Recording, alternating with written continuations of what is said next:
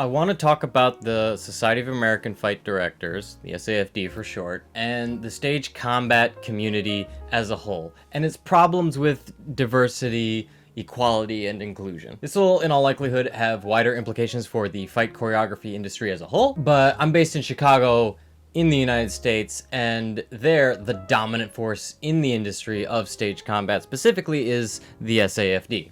I want to talk about this because I've been seeing people from both inside and outside the industry with a wide range of experiences voicing their concerns about the lack of diversity and inclusion and representation, talking about unqualified or unearned perceived mastery of skills, and then disregarding experiences of others and their knowledge base. What struck me when I was observing these several months back, and then later recently talking to some of these people who were willing to discuss these things that they were feeling, I noticed that there was this common thread that you could follow through the entire organizational process, and that, although maybe not intended today, resulted in these things being more common than anyone in the organization itself might like. The purpose of this discussion is to examine and explain, mostly to white people, the ways in which practices that are systemically put in place within a group or an organization can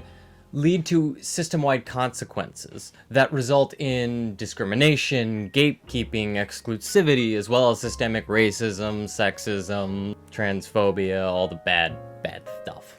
Even though said practices may not inherently seem discriminatory or exclusionary on their surface, decisions made for what may feel like at the time good ideas can lead to exclusionary behavior and practices that in the end harm any kind of effort for inclusivity or innovation, especially if they were conceived with a single group in mind, like, let's just say, straight white man.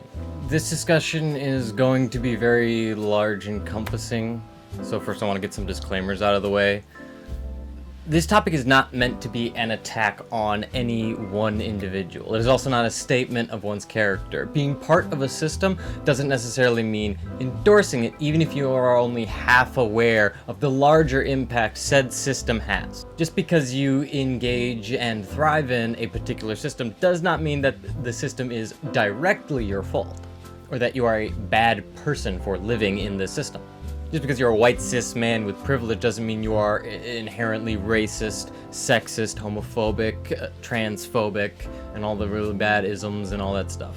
And you're not bad just because the system benefits you. The fault comes in when you consciously weaponize or want to keep the system as it is, either out of desire to keep things the way they were, or when you want to keep or weaponize the system because it benefits you. I'm a straight, white, Hispanic man who is constantly benefiting from the systems that exist in our society without consciously thinking about it. It's not my fault that the systems exist. It is my fault if I continue to advocate for those systems and don't take them to task for their failures, if I don't call out the inequality. Again, this is a discussion of systems and structures, not of individual people. People only come into play in my discussion when they choose to identify with the system. Not identify it, but identify with it and make it part of their identity.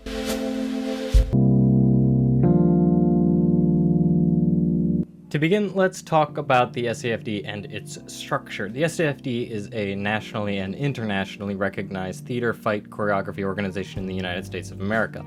It provides training opportunities and certifications for ranks within the organization.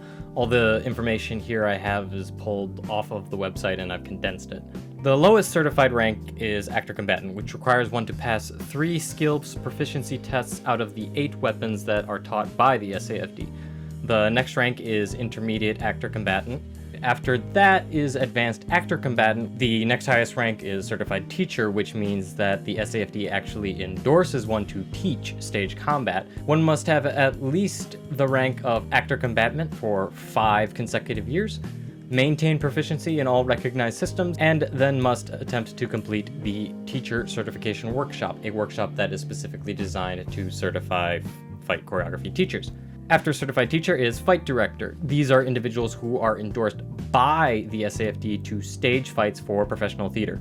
These people must be certified as a teacher for 3 years, demonstrate a high level of expertise as a teacher and choreographer of stage combat, have at least 30 hours of class time per weapon, and have 5 years as an SAFD combatant, fight captain, fight director, or some combination of all three on top of the 3 years as a teacher. They must be employed a minimum of 10 fight director credits for professional events that operate in conjunction with entertainment unions, meaning they have to have choreographed and received credit as a fight choreographer for 10 equity shows. The highest rank within the organization is Fight Master. Anyone can be nominated to the rank, and they must send in a personal statement of philosophy, a resume with a minimum of 25 fight direction credits, teaching credits in all styles, service and contributions to the SAFD, good standing within the organization as a member for 5 years as a fight director, and references.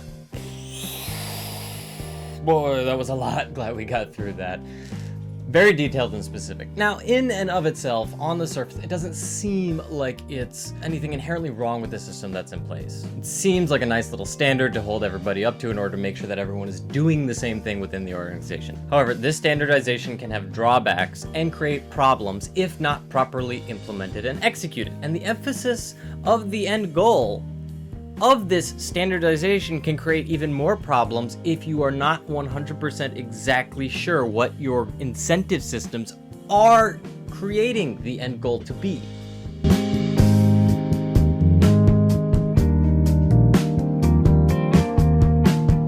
Within the SAFD, there are 8 weapon categories that are taught to its members: unarmed, rapier and dagger, medieval broadsword, medieval sword and shield, quarterstaff, knife, small sword, and single sword. The way these are taught and tested is that students are given a choreographed fight that includes specific moves required to pass the test. For instance, the rapier and dagger fight would include a specific parry from a specific cut, like performing a parry one when cut at the leg.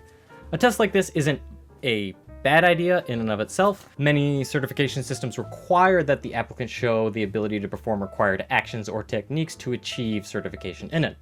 However, the problem arises when the system places emphasis not on the task itself, but on what it achieves for the applicant. The skills proficiency test doesn't matter in and of themselves within the organization. The skills proficiency tests are used as a metric by which to gain and measure rank within the SAFD. A good counterexample would be something like the American Welder Society. Being a welder, I need to have certification in order to perform certain types of welding techniques in order to be certified in those welding techniques for jobs that require them.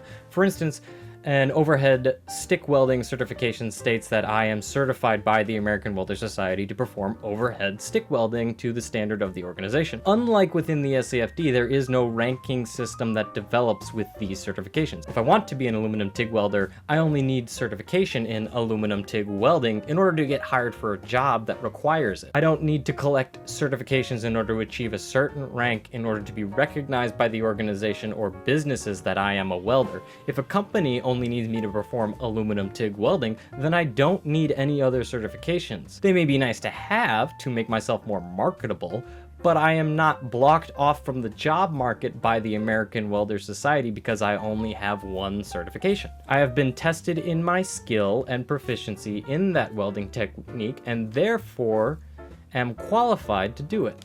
However, in the SAFD, the skills proficiency tests do not certify one to teach or choreograph those weapons. In order to do that, one must collect a specific number of certifications in order to be endorsed by the organization to teach or choreograph them. The goal of the test is not to gauge one's knowledge in a specific discipline, but it is a means to an end, the end being a higher rank, not necessarily individual proficiency. This is an issue that the current educational system in the United States has. Standardized testing, despite having math and science and reading, etc. on it, is not in fact testing you on your ability in those disciplines. It's testing you on how well you take the test, One could very easily get a high score on the test but still be a poor math taker or a poor reader, or vice versa. This is something that educational institutions are actually coming to terms with right now, as more and more higher level educational institutions like colleges and universities are no longer requiring standardized test scores for admission and are making it optional, preferring applicants to send in their classroom grades instead. Most colleges don't have standardized tests, with emphasis being put on one's transcript or grades or past projects rather than one's test score. And this isn't a new idea. In his book, The End of Average, Todd Rose actually talks about this idea and brings up how several institutions are moving to a credential-based system rather than a diploma. The concept being, quote, credentials offer more flexible and finer-grained level of certification of your skills, ability, and knowledge. It emphasizes awarding credit for the smallest meaningful unit of learning. However, when you place the emphasis on rank over individual qualifications or ability based on a specific discipline, this creates an incentive system that encourages one to take and pass as many tests as possible rather than simply become incredibly proficient in a single discipline. While a wider range of skills does make one more marketable, it comes at the cost of true understanding and creates a process that puts importance on memorization rather than memory.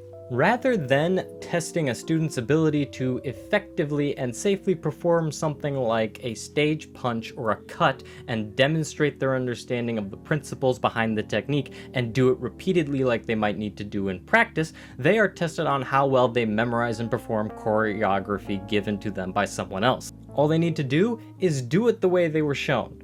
Retention is only required for the test. Much like plays or scripts we memorize for a show or a class, we only need to memorize them for that show, that performance, or that class, and not retain it for future use.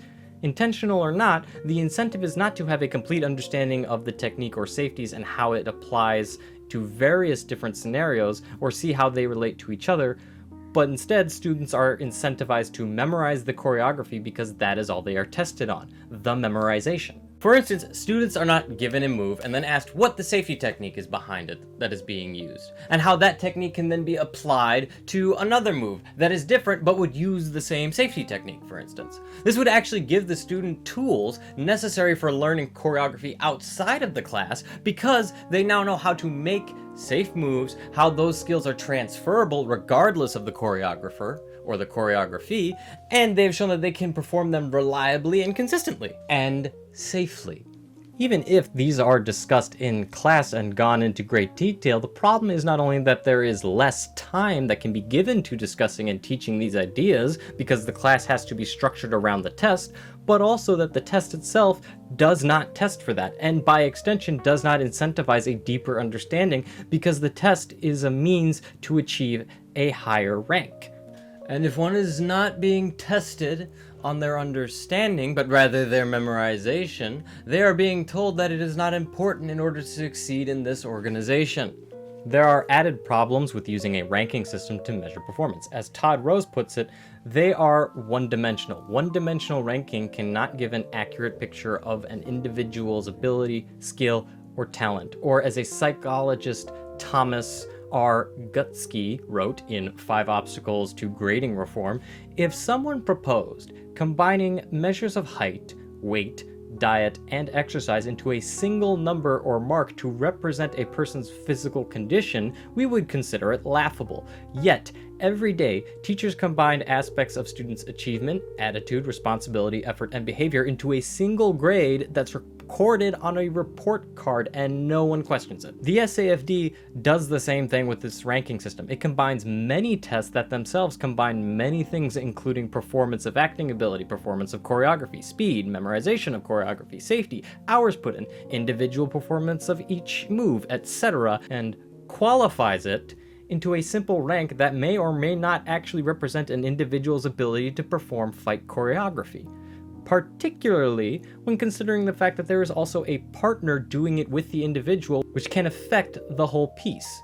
I'm sure many of you have choreographed a fight where one person in the fight was excellent, but the other one was lacking, and the whole piece suffered. Is it fair for the one who is excellent to be labeled as lacking or difficult as well? The problem is that this is very exclusive for people who may not be able to perform the kind of choreography that they have been given. This does not mean that they themselves might not be able to create good choreography or perform choreography to an excellent degree in their individual capacity, but because they can't do it the way it was shown to them, the way they were supposed to memorize it, they are not granted any kind of place for them to be included in this art. If you can't do it the way that the teacher does it, you're not allowed to do it. You're not allowed to pass the test. You're not allowed to move up in the ranks. Even if you could be incredibly great, if you were given a different fight style or a different set of choreography, you're not allowed to do that.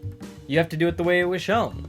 Even if you know in and out every single safety technique and all the proper techniques for doing these various fight choreography moves, because you can't perform it on a memorization basis the way that the teacher wants, you are excluded. The second problem with using grades or rank to measure ability, quote, they require employers to perform complex interpretations of what a particular graduate's diploma actually means. A transcript gives employers very little direct knowledge of a student's skills, abilities, or even mastery of a subject.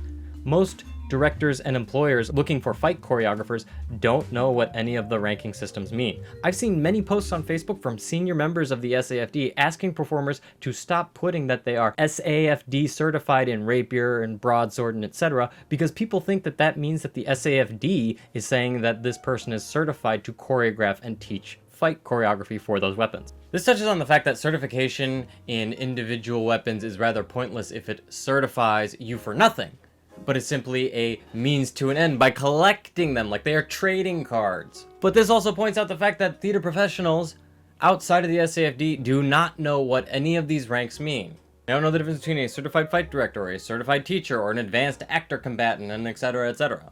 And this does not reflect ability either. One may have the rank of certified fight director, which means that they have been trained and passed with a high grade in each of the weapon disciplines, but that doesn't mean they are necessarily great in all of them, or that they may very well be able to do what the director of the creative team wants them to do. One could have that rank and be only so-so at smallsword fighting.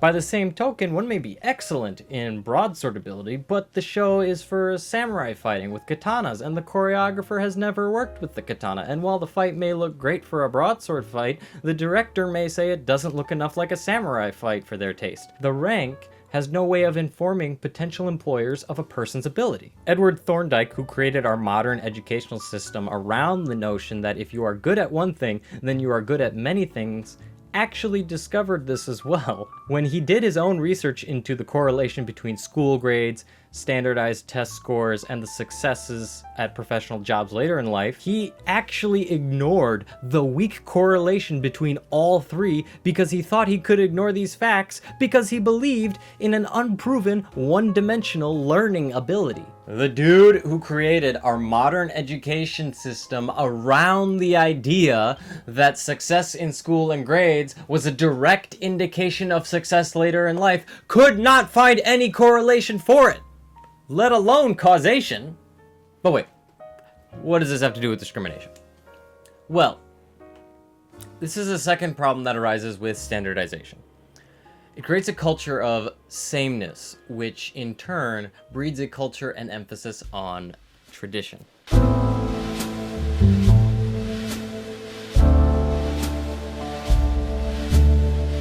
When something is standardized, that means that everything must be created to be more or less the same.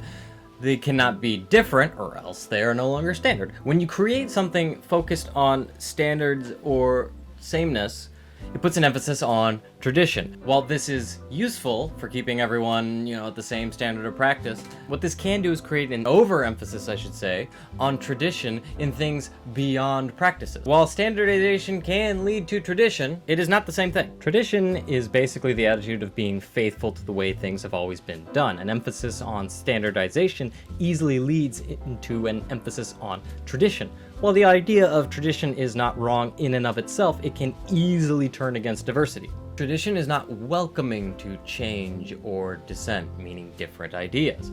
that goes against the way things are, which is what tradition cares about. Dissent is a form of diversity of thought, and even though an emphasis on tradition is not explicitly against diversity, by creating an environment that is unwelcoming to different viewpoints, different practices, or different ways of thought, creates an environment that is not particularly welcoming to diversity of race, ethnicity, sexuality, style, gender identity, really anything.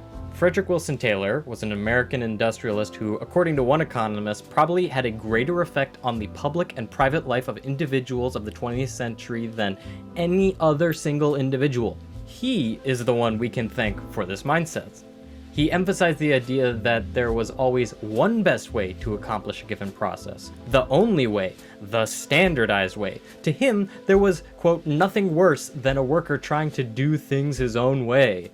As Todd Rose puts it, the worker, once celebrated as a creative craftsman, was relegated to the role of automaton. Even if an organization wants to increase minority diversity, by creating an organization that has an overemphasis on traditional way of doing things, this creates a subconscious mindset that can lead members of an organization to believe that nothing is wrong, this is the way we have always done it, and therefore change is unnecessary, because the organization is still successful. Even if an organization admits that there are problems with the representation of minority groups or diversity, it will often end up pointing towards token minority success stories within said organization to point out improvements, without questioning if the emphasis on tradition has somehow led to a lack of diversity in the first place.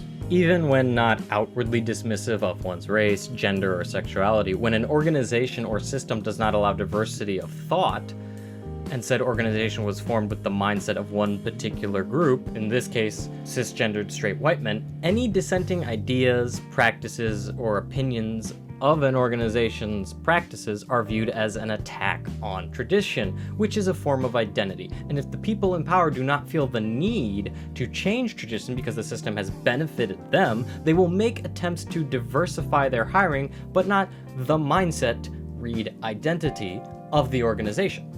In an article titled Decolonizing the Syllabus, Find a Path to Anti-Racist Activity, Inclusive Theater Education, David Valdez lays out some goals that individuals and institutions can strive for to make their educational approaches more inclusive. The two I want to focus on are decentering whiteness and rethinking the canon. Decentering whiteness means that one stops treating white as the baseline and that art created from other experiences as add-ons. This means not treating Western modes of theater and training as the model, while only examining others in reaction to it or as a pleasant extra credit sort of thing. This goes along with the idea of rethinking the canon. The canon is not neutral. It is a construct that evolved over time to reflect existing power structures. Being wed to so-called classics and claiming that stinging on them will yield an inferior education simply feeds racism. Arguing that work expressing other cultural perspectives or work made in a non-dominant mode is not of equal merit to the old canon just mirrors racist talking points. A good case study is the weapons choices that the SAFD makes for its testing and rank momentum. At the time and environment they were made, it seemed to make sense. You would want training in medieval swords and rapier and dagger for the Shakespeare plays, which are really popular because of public domain and almost all have fighting in them.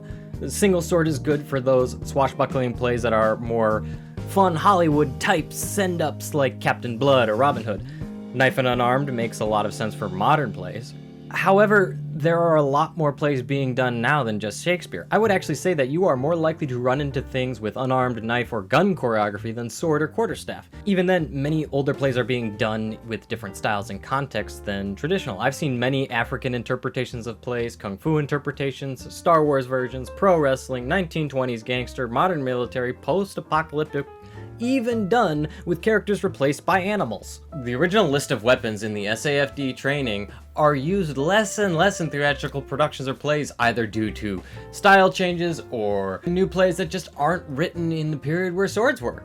And while the SAFD may have workshops that can bring in someone who studies or teaches something like Kung Fu or Capoeira or lightsaber fighting, these are not viewed as necessary to become a certified teacher, director, or fight master. They are fun little things one can include in their choreography, but not necessary for certification. Much like how European and American history are the standard in education, and African or indigenous history in and outside the United States are electives. I want you to think about that. Think about the message that sends to someone who does come from that background or that style or is just a really big fan of it. You are told the thing you live or practice and have devoted a significant portion of your life to is not necessary to succeed in this organization. You do not need to study Kung Fu to choreograph for a Kung Fu show. You do not need to know pro wrestling to do a pro wrestling show.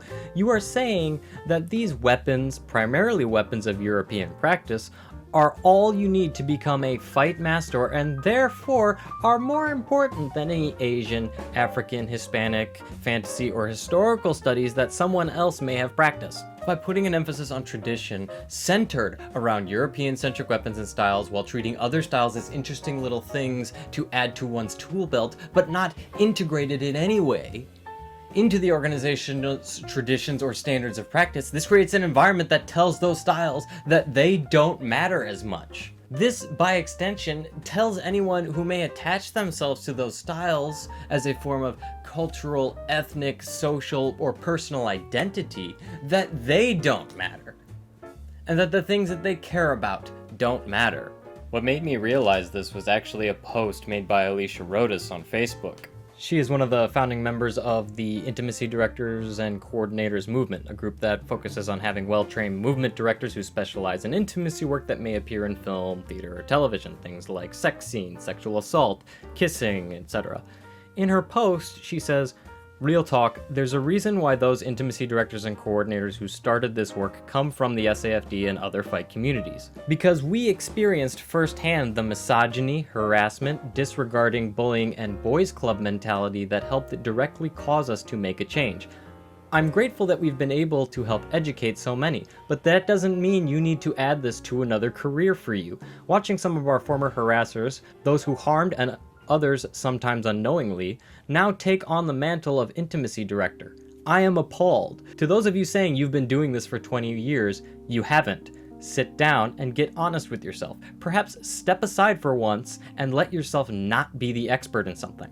This is how tradition creates exclusion. We don't need to change or expand because these set of weapons are good enough. Those other practices and styles are useful, but you don't need them to be successful in our organization. This was something that was so difficult for others to have to deal with, they left to go form their own organization to deal with real issues that were happening.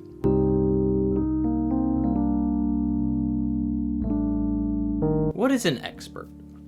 An expert is usually defined as someone who is an authoritative figure that specializes in a certain area of study, often to the exclusion of other fields of study. It doesn't mean that one cannot be an expert in multiple fields or different areas of study, but they aren't an expert in all fields in that particular area of study. A good example is a scientist. While a scientist may be an expert in something like biology, that doesn't mean that they are an expert in all areas of science. Even the most famous scientists were not experts in all the scientific fields. Einstein was an expert in physics, not biology. While an environmental scientist may have an expertise in biology, chemistry, ecology, and earth sciences, that doesn't mean they are an astrophysicist or an engineer who can build a space rocket to go to space. By the same token, just because one can build a spaceship doesn't mean they are an expert in disease pathology who can create a cure to smallpox. When it comes to fight choreography, everyone is treated like a fight expert. This is a direct result of standardization, because rank, the accumulation of test certifications, is placed above proficiency in a specific field. There is no certified rapier and dagger expert, there are only certified teachers and certified directors. And that is a direct result of tradition because the organization has implicitly stated that proficiency studies in other disciplines outside the standards are not necessary for endorsement in an organization. What is being stated is that you are qualified to teach and choreograph whatever because you passed the test we put in front of you, even though it did not test you on those specific things. This is how you get a fight director who will feel comfortable and qualified to call themselves intimacy directors, even if they have only taken one class or workshop. This is how you get fight directors who have trained in mostly European-centric systems, feeling they are now qualified to also teach or choreograph styles that they only have a passing knowledge of. This mindset makes it very unfriendly to those on the outside because it dismisses their knowledge and experience and treats them as if they are inferior to the standard. I've been told on more than one occasion by other fight choreographers and students of fight choreography that studying a martial art will hinder your ability and success in the field of stage combat. I read many books and articles by prominent voices in fight choreography that say that studying things like fencing or martial art provides no benefit to stage combat. I've heard fight choreographers say that they've had to retrain martial artists. And I want you to think about how unwelcoming a mindset that is to people coming from those disciplines or backgrounds. Instead of saying, that's awesome, let me help you put that in your fight choreography, what they're saying is, let me show you the right way to do fight choreography because that thing that you do isn't part of our standard or tradition. You create an environment where people who hold a certain rank are told that they are experts in the entire field, and therefore they feel justified in claiming said expertise and explaining to actual experts in the field why they are just as qualified as them to be an expert. For the fight community, this same attitude discourages study outside and outside disciplines from coming in, disregarding others' knowledge and training and saying you must start from the bottom regardless of how much you know or how much time you've put into what you do because you didn't do it through us is discouraging. Add on top of that the attitude that one is a qualified expert in any field slightly related to fight choreography, simply because they have a certain rank within the SAFD,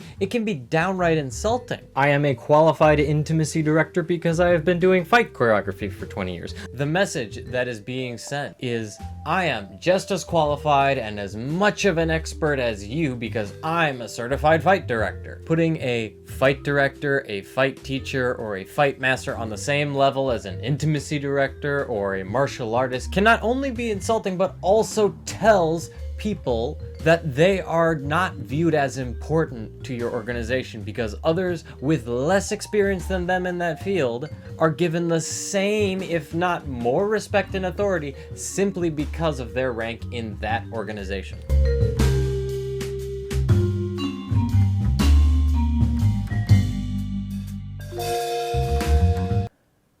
Stage combat is systematically racist.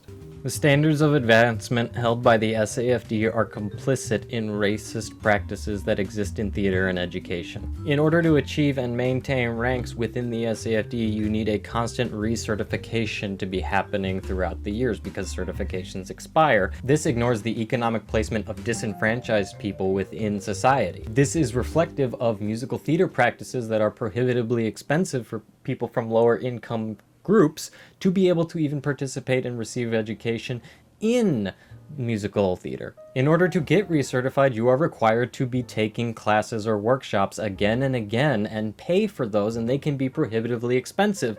And it ignores the institutionalized disenfranchisement economically of marginalized groups like Black, Indigenous, and people of color. In order to achieve the rank of fight choreographer, you must be employed a minimum of 10 fight director credits for professional events that operate in conjunction with entertainment unions.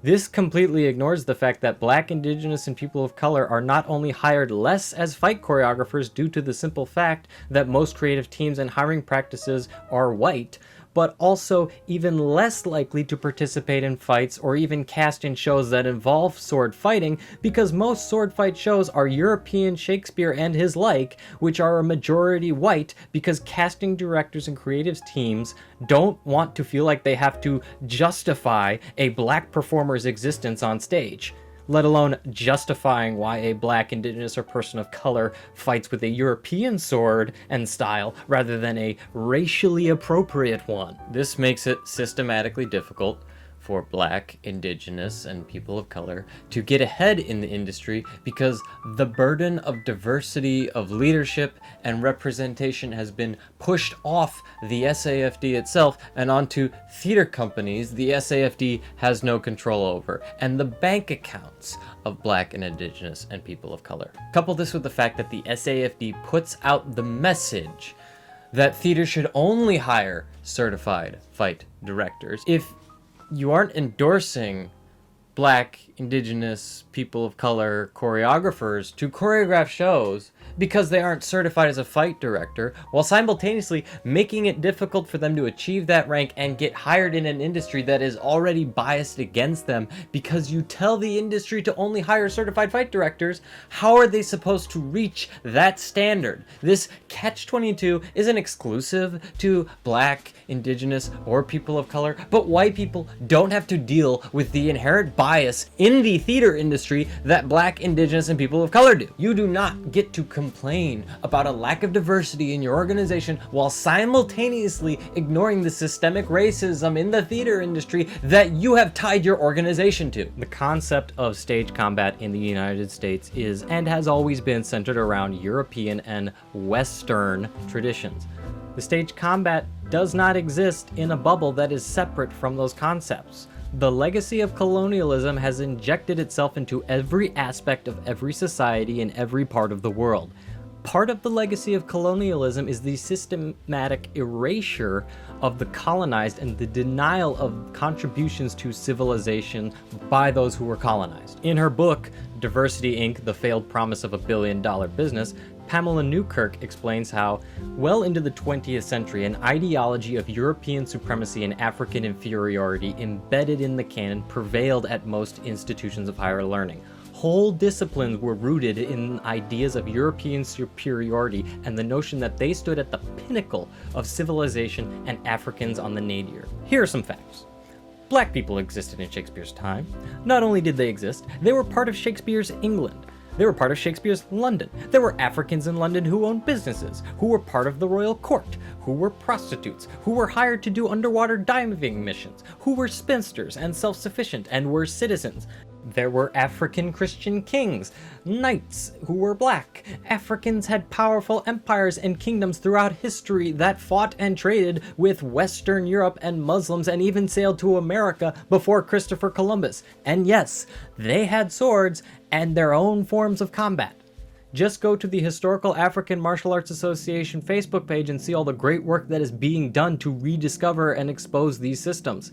The success of the Haitian Revolution not only directly contributed to the Louisiana Purchase for the United States, but also the independence of South America from Spain. Both Chevalier de Saint George, I hope I'm pronouncing that right, and Thomas Alexander Dumas, who were in an all-black regiment for the French military that was created by Saint George, and they were badass swordsmen. Read The Black Count by Tom Rees. I'm sure many fight choreographers will tell you that they were inspired to pick up the sword because of the Three Musketeers or the Count of Monte Cristo. Think about that for a second. White people were inspired to fence and do fight choreography because of a book written by a black man. And how often do we get to see the Three Musketeers played by black performers? The erasure of black culture and black involvement in, quote, Western civilization was done to justify suppression and inferiority, and stage combat is no exception. Edgerton Castle was one of the early people from the Victorian era to study historical swordsmanship from the past. Due to the myth of progress during his time, the idea that everything is always getting better than it was in the past and everything we have now is better than it was in the before, led him to believe that the art of modern fencing and fencing for sport was superior to the past, and often portrayed the styles he cataloged in his book as inferior to today. If he's willing to do that with other European forms of fighting from the past, imagine what he thinks of inferior cultures. By justifying their superiority not only in race and culture, but even in fighting arts, they essentially denied Africans, Chinese, Islamic cultures the right to be on equal footing when it came to martial arts. Why bring up Edgerton Castle? Because the mindset of his culture is directly related to stage combat. Some of the earliest fight choreographers we can trace back are people like Edgerton Castle. Alfred Hunton, one of his contemporaries, was not only a British military fencer, but a fight choreographer. You can trace this down to the history of sport fencing, which in and of itself had its own racist history with the exclusion of people of color from sporting world as a whole. Fight choreographers for film and theater came from that fencing background, and thus came with cultural bias and colonialist ideology of their art being superior and sword fighting being something white people did, not black people. This is important because fight choreographers often present themselves as experts in fields not only of theatrical violence, but often in historical violence or history in general. Not only is this expertise unearned, as most theatrical fight choreographers don't also hold a degree in history, military history, medieval and Renaissance history, African history. But the biggest problem with this non-academic or rigorous approach to history is that these same fight choreographers will peddle the same colonialist mindset and beliefs about history, whether they are aware that they're doing that or not. When fight choreographers approach the history with this inaccurate colonialist, empirical, myth of progress viewpoint of history, they unconsciously engage in the erasure of Black, Indigenous, and people of color, not only as it relates to Western civilization, but also in relation to Black, Indigenous, and people of color's culture outside of Europe, and reinforces the narrative that Black, Indigenous, and people of culture don't belong here. This is for white people. You belong over there, and we may know a little bit about your history, but it's not important enough for us to engage in, not to achieve a high rank. This has ramifications today. How often do we see on stage, on television, on film, or in mass media, Black sword fighters? Not many. We'll see them as people who fight with spears and other exotic weapons, but rarely a sword, and even more rarely with a European sword in hand, let alone fighting with it. This sends the message, you don't have a place here because you are not part of this culture of Western civilization or part of the martial arts of sword fighting. And how can you create an inclusive environment when you engage with that? Swords throughout history have been a symbol of status. Common people didn't fight with swords, knights did. Common people fought with spears. The most common and effective weapon on the battlefield was polearms and missile weapons, but the sword is given a higher status. The rise of the rapier was in part due to the desire of the Italian merchant class during the Renaissance to have a civilian sword they could wear around town, something previously only the nobility were allowed to do. The Queen of England knights people with a sword. Kings and nobles are often depicted with swords. Even images of Saint Michael striking down Satan show him wielding a sword. The sword is a status symbol, and I would argue the highest status symbol ever applied to a weapon in, quote, Western history. We see our favorite heroes in films with swords. The Musketeers always use swords, despite the fact their name means they use muskets. We see knights in armor and swashbuckling heroes fight with swords, even when other weapons would be better. And Black, Indigenous, and people of color are relegated to spears, bows, and exotic, but inferior, weapons.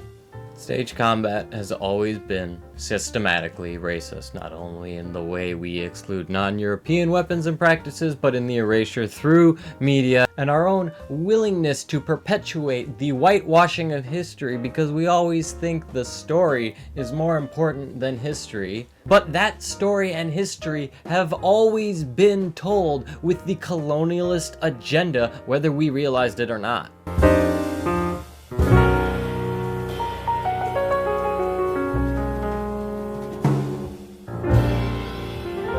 I'm going to recommend Diversity Inc., The Failed Promise of a Billion-Dollar Business by Pamela Newkirk, for anyone interested in how to approach change. She discusses the shortcomings of diversity initiatives many businesses and companies say they want, but constantly fail to deliver on. In the preface, she points out that perhaps most surprising is that many of the fields that are considered progressive, such as arts and entertainment, are the least diverse.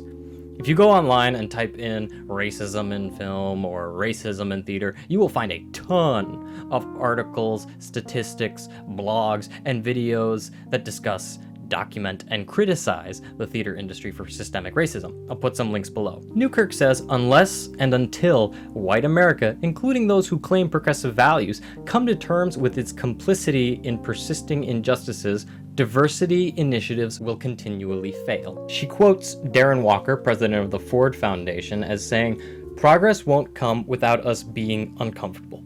People want to believe we can have diversity and not really get uncomfortable. It requires incumbent leaders and managers to change their behavior and practices. It means that institutions have to change incentive structures and to fundamentally interrogate their own behavior, which is very uncomfortable. The challenge in the progressive community is benign neglect, benign validation." But diversity is not a simple thing.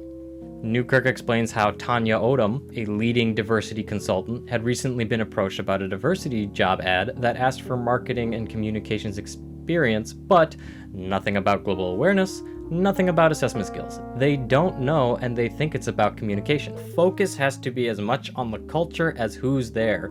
It has to be more holistic than it's been. You can't talk about diversity and not speak about what's happening on the outside. You cannot focus on individual moments of bigotry or insensitivity and ignore the systemic racism that exists not only within your organization, but without it as well. This means for something like the SAFD, you cannot just promote diversity and ignore the systemic racism within the theater community at large. Many work in a vacuum without tying the work to its historical context. We're not very good at knowing history.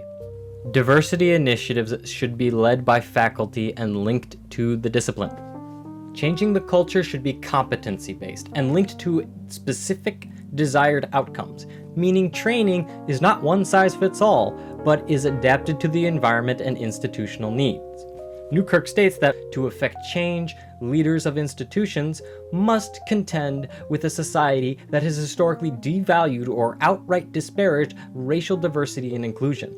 But it is left to leaders to set the tone for workplaces that often marginalize those whom diversity initiatives fail. The best efforts of diversity professionals are bound to fail without commitment to institutional transformation.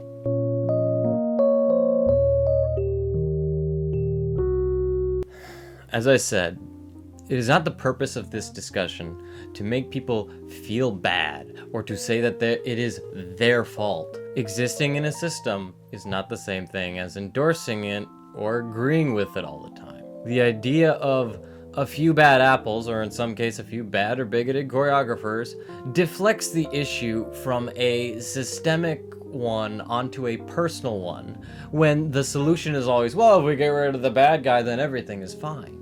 I think that the current socio-political climate we are going through right now has demonstrated that that is demonstrably false. Doing away with practices that make it more difficult for Black, Indigenous, people of color, and people who are not cis white men to advance in the industry, and implementing ones that create a more inclusive and safe environment for people to share and participate equally is how you increase diversity and equity within an organization. Writing rules saying, hey, don't be an asshole, are individual solutions to systemic problems and will fail. Those rules certainly should be there, but that doesn't fix the systemic problems. Increasing diversity and equity, not only of gender, race, sexual orientation, and ethnicity, but diversity and equity of styles and practices and different thought processes and ideas about fight choreography will only have a benefit in the long run. Look at the music industry. For years, it was dominated by cis straight white men. Music was viewed as something that's a standard that had to be upheld to the classics and traditional ways of music. But when people of color were able to access it, we had an explosion of creativity and innovation. Jazz, R&B, hip-hop, rock and roll, rap, things that were not part of the standard or tradition and now dominate the top 40. People didn't care if there was a demand for this kind of music. They mastered it anyway and made it the new thing that everybody wanted. To say there is no need to practice anything beyond the 8 weapons of the SAFD because there is no demand for it is not innovation, it's creative bankruptcy. True innovation creates the demand. For years, it was an industry truism that black-led films wouldn't sell because there wasn't a strong market for them. And then Black Panther came out and made all the monies. Fight choreography organizations didn't have intimacy work as part of their curriculum or training, so people went out and made their own. They made the demand, and people are grateful for it. The SAFD is not a bad organization. It is a great place to receive training, collaborate, grow, network, and learn. But that does not mean it doesn't need to grow and change and that it doesn't have problems, as well as the fight community as a whole. The issues here are not the fault of any one individual or a handful of individuals. However, as co-chair of University of Virginia Commissions on Slavery and the University, Von Dack explains, institutions cannot claim a commitment to diversity and inclusion without honestly confronting and correcting destructive narratives. If we're going to increase diversity among our student body, we have to present a different image of who we are. Diversity demands more truth-telling of our past. And I think it's time that stage combat and theater and the fight community care more about history and truth and less about telling the story, because the story has always been white. This means a healthy dose of self-examination and introspection, not just acknowledging that your organization lacks diversity and equity, but questioning what behaviors or practices may result in a lack of diversity and equity. Not pointing to token minorities to claim improvement, but examining why your organization has token minorities in the first place and is overwhelmingly dominated by cis straight white men. Because the bottom line is, you can have all the diversity training and programs you want, but if you don't change the mindset of expertise and tradition and standards and have serious discussions about restructuring your organization and how you do things, you won't have diversity or equity. Newkirk puts this brilliantly. Change will require major overhaul of our cultural ecology if we are to seriously uproot an ideology embedded in our curricula and in our mass media, museums, and public iconography that purports to express widely shared ideals. Without truth, there cannot be justice. I want to close this long examination with the voices of those the industry has left behind. Because at the end of the day, I can rant and rave and analyze and research all I want, but the people most affected by this are the ones who so often are not given a voice and are hurt the most, or ignored, or brushed aside. If you won't listen to me, maybe you'll listen to them. Because now more than ever is the time to listen to them.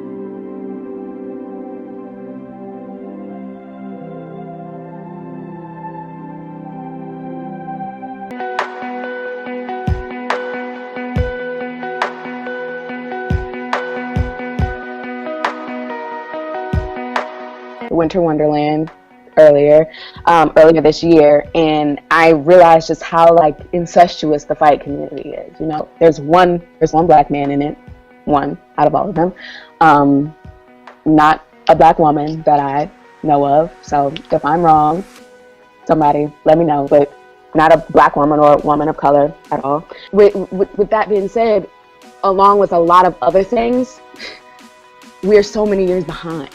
You know what I'm saying? Like, we're just not exposed to it. It's not presented to us. We don't see ourselves with swords in our hands in anything. I remember feeling like I've never felt so at home and out of place at the same time. So I was learning so much, and I was like so happy, but I just felt so uncomfortable, you know? When you're the only one like you. You're one black woman in a room full of white men. You got white men teaching you. All your partners are white men. And then they want to tell you what to do because they don't think you know, because I fucked around and said, yes, this is my first time with the broadsword. But that doesn't mean I need you to give me notes. Like, I know what I'm doing. And I would even say, to the point where you do see the occasional black person on stage with a sword, they still weren't cast inclusively. And I don't even like saying colorblind, because look, my skin and my color, it comes with culture, it comes with my background, it comes with my history. Like, so don't act like you don't see my color, okay? Because that's disrespectful. That's not what I want to hear. I don't want to hear that you're colorblind casting, or that, you know what I mean? I started on small sword, single sword, unarmed, we did rapier and dagger. And it never did it occur to me, never ever did I think about this, that like, oh, we aren't doing any non-Eurocentric weapons. They weren't even presented to me. They don't sell them when all those weapon makers come to the workshop and like sell, like, you're getting the same weapons. It's like no one is like not even on the radar as something that's even possible. Like, they don't do skills proficiency tests in it, like those things are like extracurricular too. They're like electives. So these non-Eurocentric weapons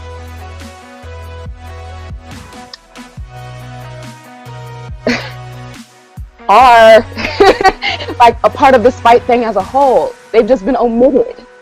They've just been omitted because they can be. That's how it is in the fight worlds.